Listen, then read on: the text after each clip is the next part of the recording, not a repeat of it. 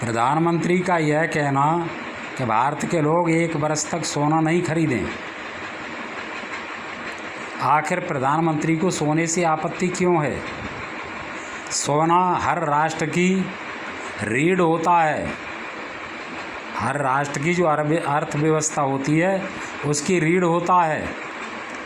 आज अमेरिका का डॉलर इसलिए दुनिया में चल रहा है कि उस पर 25,000 टन सोने का भंडार है और तुम्हारे पास केवल 800 टन सोने का भंडार है।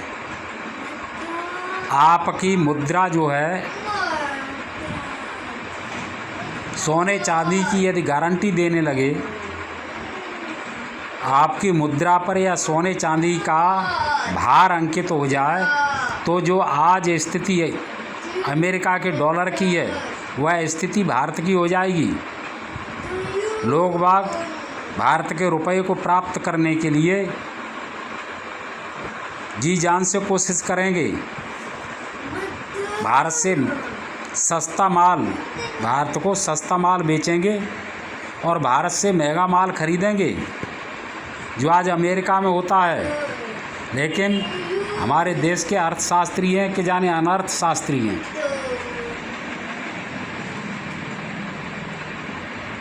भारत में सोने का आयात किया जाए और सरकार इसका भंडार बनाए, बहुत ज़्यादा है। इतना ज़्यादा है कि सरप्लस में हो। मुद्रा की अपेक्षा भारत में जितनी मुद्रा छपी है उससे ज़्यादा कीमत का भारत में स्वर्ण भंडार होना चाहिए।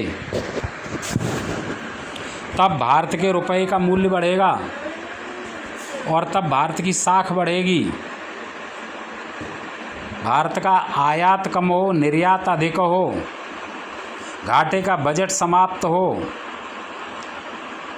उद्योग घाटा बंद हो, तब अर्थव्यवस्था संभलेगी। भारतीय लोगों को तेल, गैस, यूरिया और ऐसे ही पदार्थ विदेशों से आयात करने में बड़ा आनंद आता है। क्यों? कि उसमें कमीशनबाजी खूब अच्छी होती है। इसके विकल्प क्यों नहीं खोजे जा सकते हैं?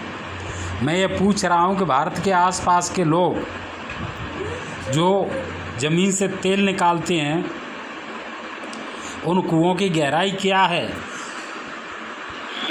कोई 5,000 मीटर से नीचे से निकाल रहा है, कोई 7,000 से, कोई 8,000 से। तुम क्या कर रहे हो?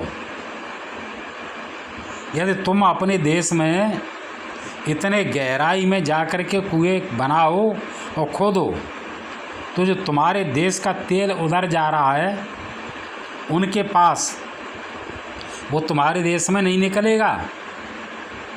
धरती में स्रोत मिले हुए होते हैं। एक सामान्य व्यक्ति भी जानता है कि 2 बोरिंगें यदि ट्यूबवेलों की 2 बोरिंगें यदि पास पास हों, तो जिसकी बोरिंग नीची होती है उसका पानी चलता रहता है, और जिसकी बोरिंग छोटी होती है, कम गहरी होती है, उसका पानी टूट जाता है।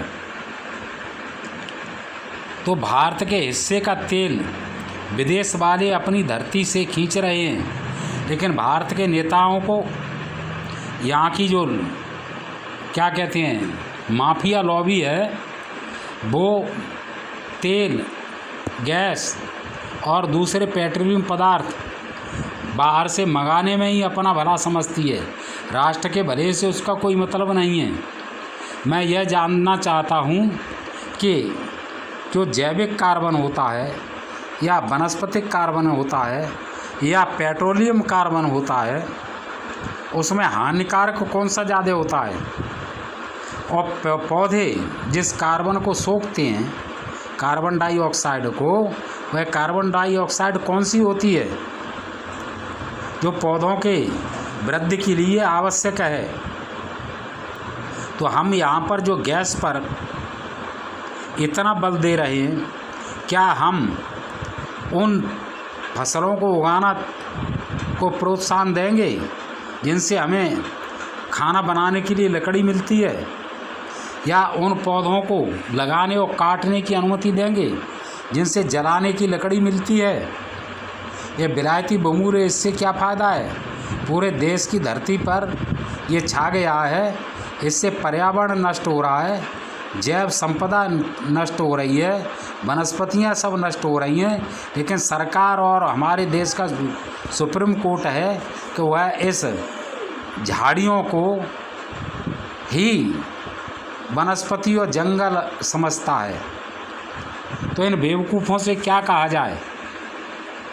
भारत की सरकार सोने पर इतना टैक्स ले रही है, 12-14%, जिसके कारण भारत में सोने की तस्करी हो रही है। अरे भारत में सोने की आवश्यकता है, आयात होता है तो ये अच्छी बात है, मुसीबत के समय पर काम आता है। अरे सोने का आयात करो और फिर इसका निर्यात करो आभूषण बना करके। जो टैक्स मिलता है सोने पर, उस टैक्स से सोना का भंडार बनाओ, आरबीआई में जमा करो। लेकिन सरकार आरबीआई से भी पैसा ले लेती है। आरबीआई को जो फ़ायदा होता है उसका ही सोना चांदी खरीद करके आरबीआई यदि अपने कोष में जमा करती होती तो आज आरबीआई का सोने चांदी का भंडार बहुत बड़ा होता। सरकार सोने पर चांदी पर केवल उतना टैक्स लगाए जिससे टैक्स दे करके उसे मंगाया जाए या तस्करी करके लाया जाए, बराबर कीमत में पड़े।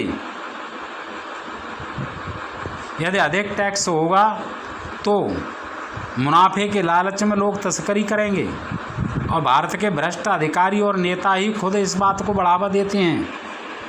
तो भारत में सरकार सोने का भंडार बढ़ाए, बेवकूफ़ी नहीं दे। जय हिंद, नमस्कार।